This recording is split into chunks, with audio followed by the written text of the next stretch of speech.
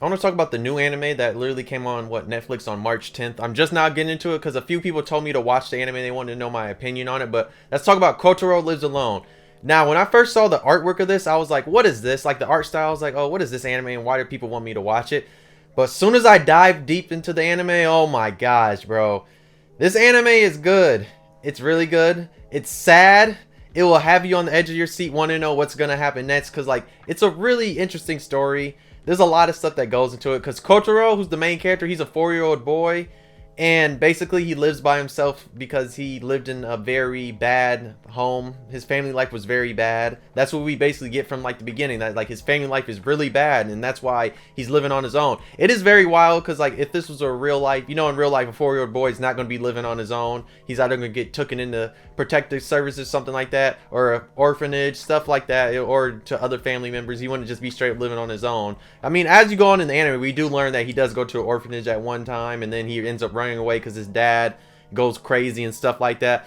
But yeah, like the impact in this story is crazy because like we learn like all the trauma that he has because like he has a lot of trauma. Like one of the most craziest things is like he's eating tissue because there's at times when he was like at home he couldn't like eat, so like the only thing he could eat was tissue, and he talked about how it was sweet, like certain tissues are sweet, so like he would still have that instinct of like going to the store and buying tissue and still trying to eat that. And then there's also like other points in here like where he's making full course meals and he's like making like the meal super like a whole bunch of food that way it can be like somebody that can be around him, that way he doesn't feel alone. And there's other times like he goes with cats and stuff that he can't feel alone. But the one thing that actually is like the one good point that's not sad in here is that the neighbors that he lives with, and especially like his next door neighbor Karno, especially him, he's like he's the person that's making manga in the anime. But yeah, especially him, he literally sees him from the get-go. He's like, oh, he has no family, and he just takes it upon himself to just be like, oh, be there for him. And like even like the other guy and the other girl, and then eventually the other girl that moves in, it's just like they're trying to like protect him and like basically show that like, yeah, he has somebody here because like he's by himself. It's like, bro, realistically a 4-year-old boy would not be doing some of the stuff he does because like this man does a lot of stuff. Like he's way more responsible than a lot of people, a lot of grown people that I know, and like it's crazy. And it's like he's a 4-year-old boy, and he's basically you would think he's like in his 20s the way he acts. And it's like it is sad because like I said, when you see some of the trauma that he has, like it gets sad because there's a few episodes where I was like, damn, like I got sad because some of the stuff he does. But besides that, it's a really good anime. It's just like it's sad just because like it deals with like trauma that little kids can get from their parents, from having like abusive parents or parents that are not there or parents that just don't look at their kids. So it's like that's like one of the things that just like it makes it interesting. Like you get to see this side and like see all like the trauma, especially as you go in the anime. There's like other kids and you see the trauma they have too, and it's just like but yeah, like I said, it is sad, bro, because there's a few times I had like some tears in my eye just because it was like, damn. Because like you find out like why he's doing certain things or why he acts the way he does, and you also find out like he's trying to get stronger that way because like he blames himself for a few things, for like his dad acting the way his dad did. I mean, there are some good things. Like we never see the dad in the anime. We do see glimpses of like the mom in the past. We do see his dad a little bit. And of course they have the, you know, they have the one hairstyle where you can't see their eyes. We'll just say that. We said they have the H anime hairstyle, which is wild that they give him that.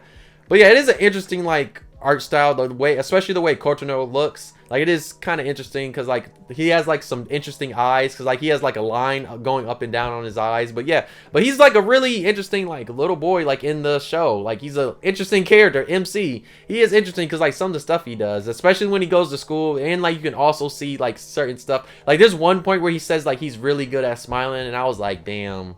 Because you know that meant like at his house whenever they would ask something, like he would just smile. And I'm like, it's crazy this only has 10 episodes. I low-key want more because I just want to know more about him and like where the story's going to go. Especially like I said, the neighbors and even like other people in the city, they know him, and it just seems like they take care of him and show him that like, yeah, you're not alone, because he still does feel like he's alone and nobody's there for him, just because. The one sad thing really is that he thinks that his parents will eventually come back with him. And then this is a spoiler for anybody that's gonna watch the anime. Just skip ahead to a little bit and you'll be done. But his mom is dead, and like he still thinks that his mom is alive, because like the one thing that's happened in the anime is that he's getting a whole bunch of money, and like the lawyers that come to his house, they always say it's from somebody else. They don't tell him who it is because they don't want to hurt his feelings, because they know if you tell him that his mom is dead, it's gonna make him like really feel really bad and sad That's if this gets a season 2, they'll probably touch on that. I don't know. I have to see if this has a manga or whatever. But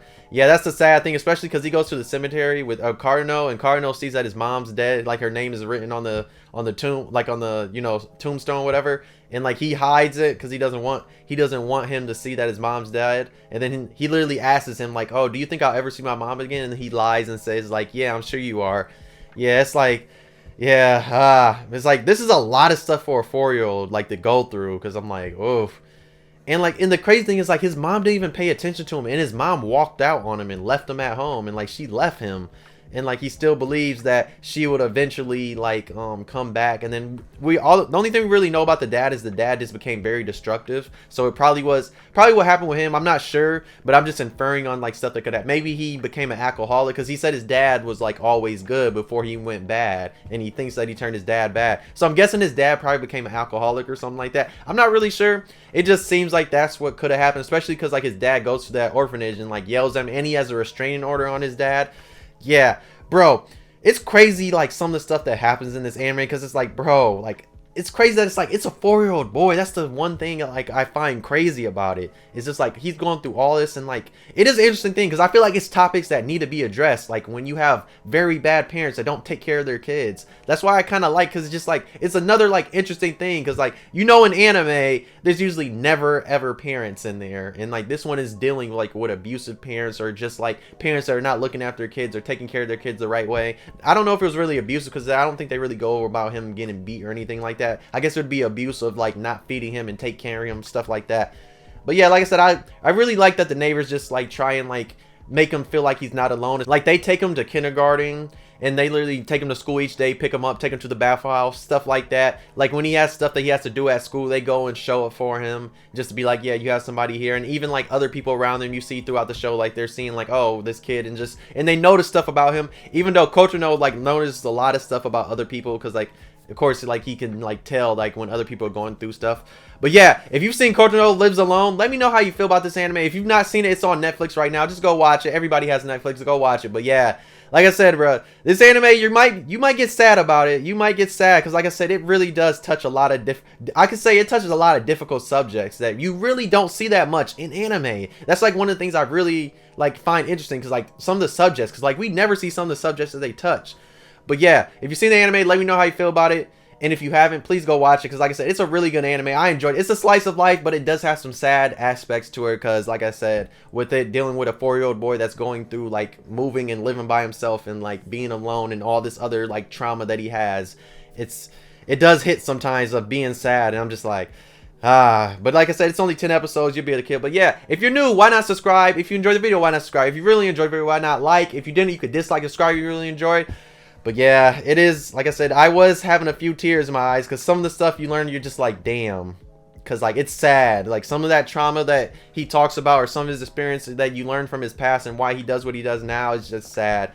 Like one of the ones is like the way so like there's like one thing I'll just talk about real quick before I end it off, whatever. So like there's one when he's like holding the umbrella and like his shoulder's getting wet, and he says that because it's remembering from like what his dad did, how his dad said something about like getting your shoulder wet like supposed to be like a good thing or something, because like you're trying to let the other person next to you like be dry. And then it transitions to like showing his mom not caring and letting his son and letting Kotaro just get his shoulder wet. It's just like you see stuff like that, and it's just like, damn. It's like, and like you also see that the mom was like on the phone not paying attention to him and like barely listen to anything, because like he drew a picture trying to show her and she's just not paying attention, and it's like, damn.